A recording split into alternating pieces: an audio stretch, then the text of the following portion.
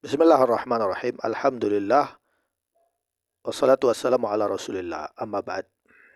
Sekarang adalah bab pertama, kalibrasi mental. Modul khusus untuk mahasiswa. Video ini khusus untuk mahasiswa atau yang mau jadi mahasiswa, sudah siap mau masuk kuliah. Mumpung ini masih libur, belum masuk universitas, Anda bisa mengakses video ini dan mulai berlatih dari sekarang. Ini untuk yang mau jadi mahasiswa atau yang sudah atau yang sedang jadi mahasiswa. Bab pertama, kalibrasi mental. Mental adalah fondasi dari segalanya. Sebelum kamu bisa mengatur waktu, memilih lingkungan yang tepat, atau merencanakan karir, kondisi mentalmu harus stabil dulu.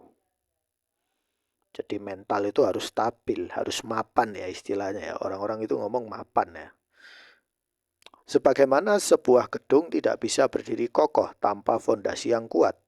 Semua aspek kehidupan kampusmu tidak akan berjalan baik jika mentalmu rapuh. Bab ini adalah langkah pertama yang paling penting dalam proses kalibrasi. Jadi bab pertama adalah mental. Mental kalian harus siap sebelum masuk ke gedung yang namanya universitas. Nah, yang pertama, kenali kondisi mentalmu sekarang. Langkah pertama adalah perbaikan adalah kejujuran. Banyak orang menghindari melihat kondisi asli dirinya karena takut dengan apa yang akan mereka temukan. Padahal justru dari situlah perbaikan bisa dimulai. Kamu tidak bisa memperbaiki sesuatu yang tidak kamu akui keberadaannya. Seperti dokter yang tidak bisa mengobati pasien tanpa mendiagnosa dulu. Kamu perlu mendiagnosa kondisi mentalmu sebelum memulai proses perbaikan apapun. Ya, jadi kita harus refleksi ya. Nah, ini pertanyaan yang harus kalian jawab. Pertama, seberapa sering kamu merasa overwhelmed atau kewalahan dalam seminggu terakhir? Mungkin mengerjakan tugas, skripsi, jurnal, ya.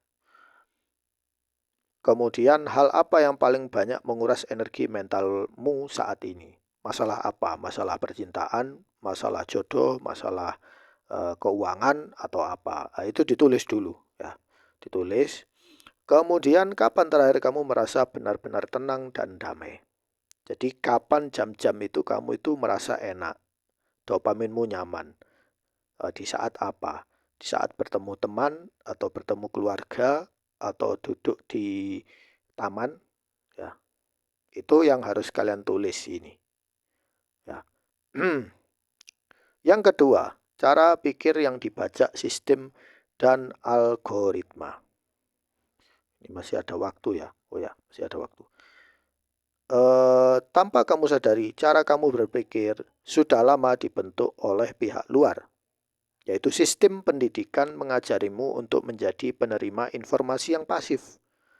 Hafal, ujian, lupa. Hafal, ujian, lupa.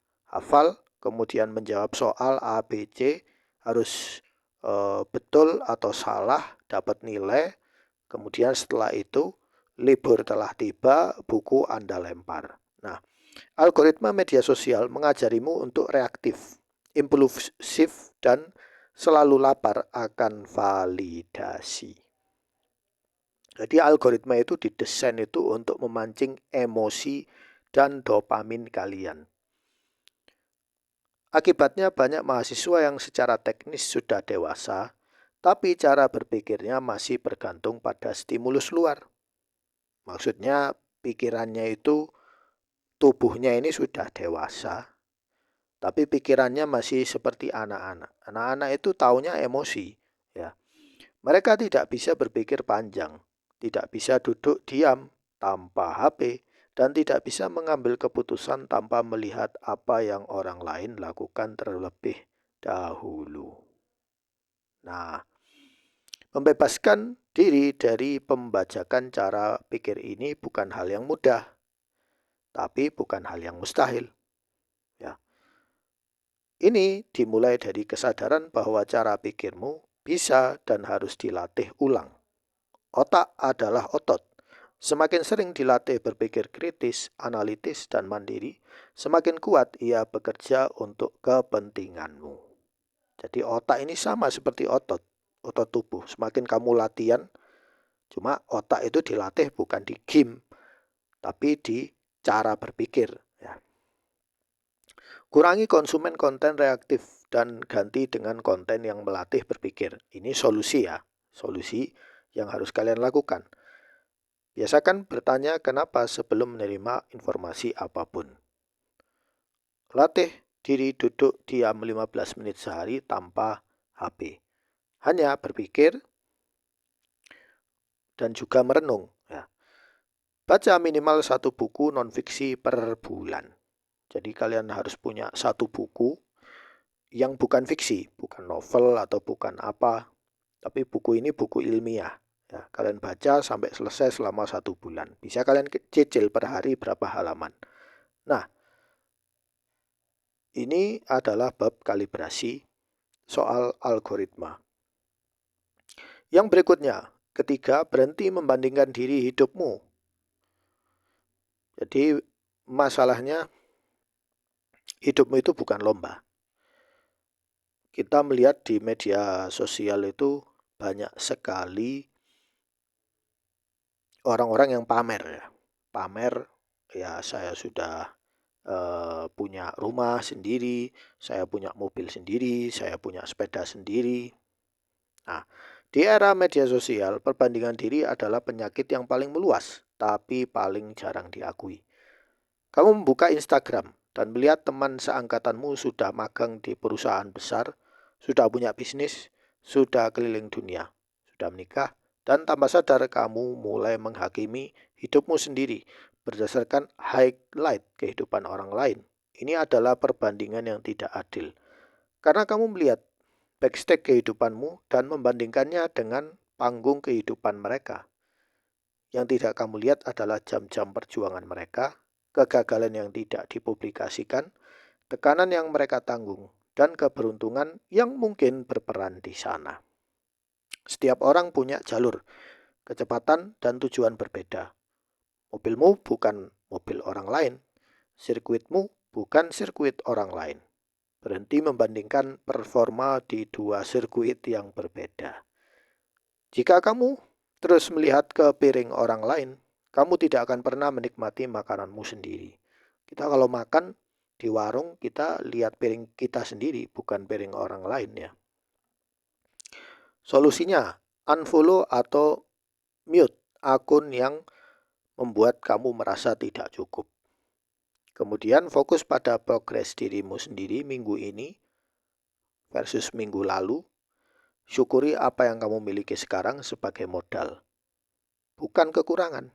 Ingat, kesuksesan orang lain bukan kegagalanmu.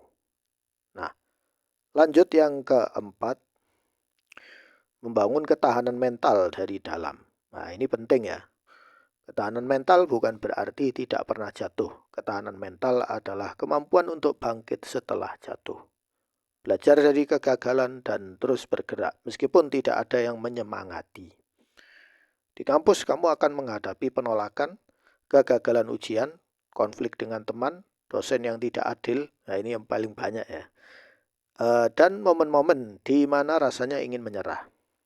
Ketahanan mental adalah yang akan menentukan apakah kamu berhenti di satu atau terus melangkah.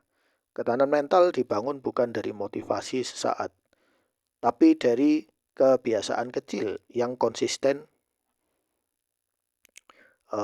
Setiap kali kamu memilih untuk tetap bergerak meskipun malas, setiap kali kamu memilih untuk jujur meskipun sulit, setiap kali kamu memilih untuk berdiri lagi setelah jatuh, kamu sedang membangun otot mental yang semakin kuat.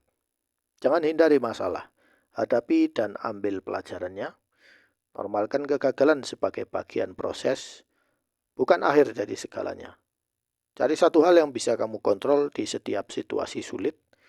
Bangun rutinitas harian stabil sebagai jangkar mental. Ini yang lebih penting, yaitu nomor 5, koneksi dengan Allah sebagai stabilizer utama.